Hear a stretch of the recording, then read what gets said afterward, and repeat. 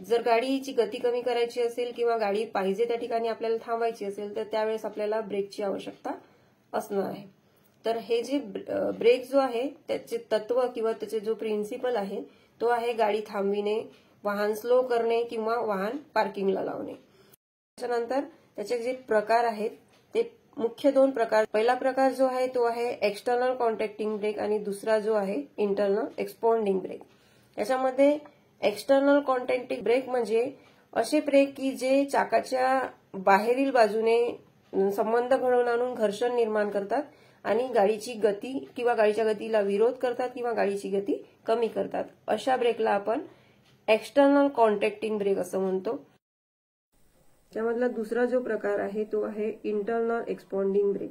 यामध्ये हा जो प्रकार आहे आपण याला ब्रेक ड्रम सुद्धा म्हणू शकतो आणि हे जे ब्रेक आहेत आपण पायाने किंवा हाताने ऑपरेट करू शकतो. या ब्रेकमध्ये जे कार्य घडून येते त्यामध्ये ब्रेक शू जे आहे ते एक्सपॉन्ड होतात आणि ब्रेक ड्रमला घासले जातात. त्यामुळे चाकाची गती ही कमी होऊन गाडी थांबविली जाते. ही क्रिया जी आहे इंटरनल एक्सपॉन्डिंग ब्रेकमध्ये वेगवेगळ्या प्रकाराने होते.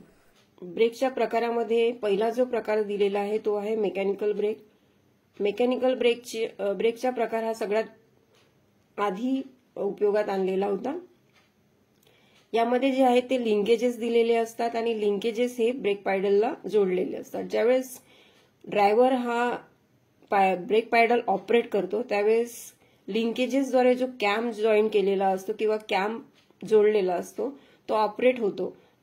कॅम ऑपरेट झाल्यामुळे ब्रेक शू जे आहेत ते एक्सपॉन्ड होतात. ब्रेक शू एक्सपॉन्ड झाल्यामुळे ब्रेक ड्रमच्या कॉन्टॅक्टमध्ये येतात आणि ब्रेक ड्रम थांबतो. ज्यावेळेस ब्रेक पॅडल रिलीज केला जातो त्यावेळेस रिटर्न स्प्रिंग जी असते त्या रिटर्न स्प्रिंगच्या माध्यमातून ब्रेक शू हे रिलीज होतात आणि आपल्या ओरिजिनल पोझिशनवर येतात. त्याच्यामुळे ब्रेक फ्री फिरतो. आणि मेकॅनिकल ब्रेकचा जो उपयोग आहे तो 2 व्हीलर 3 व्हीलर उपयोग केला जातो. हे जे डायग्राम दिसत आहे तुम्हाला हे मेकॅनिकल ब्रेकचं डायग्राम आहे. याच्यामध्ये हा जो पार्ट दिसत आहे तो आहे ब्रेक पॅडल आणि ब्रेक पॅडल हे या लिंकेजेसला कनेक्ट आहे.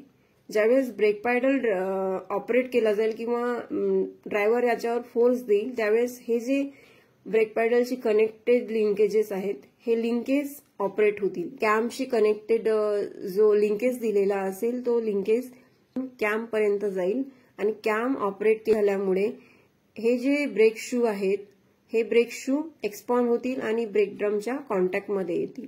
ज्यावेळेस ड्रायव्हर जो आहे ब्रेक पॅडल रिलीज करेल त्यावेळेस ही जी रिट्रॅक्टिंग स्प्रिंग दिसत आहे या रिट्रॅक्टिंग स्प्रिंगच्या माध्यमातून ब्रेक शू जे आहे ते त्यांच्या ओरिजिनल कंडिशनमध्ये येतील आणि ड्रम जो आहे तो फ्रीली फिरायला सुरुवात करेल. याच्यामध्ये महत्वाचे जे पार्ट्स आहेत ते महत्वाचे पार्ट्स म्हणजे cam, brake shoe, break lining आणि ब्रेक ड्रम. याच्यामध्ये कॅमच्या मुवमेंटमुळे या सगळ्या पार्ट्समध्ये कॅमची जी मुवमेंट होईल त्या कॅमच्या मुवमेंटवर हे सगळे पार्ट्स जे आहेत ते ऑपरेट होतील आणि ऑपरेट झाल्यामुळे आपल्याला ज्या कंडिशनमध्ये गाडी थांबायची आहे त्या कंडिशनमध्ये आपण गाडी थांबवू शकतो. तर अशा पद्धतीने जी आहे मेकॅनिकल ब्रेक सिस्टीम जी आहे ती कार्य करते. धन्यवाद.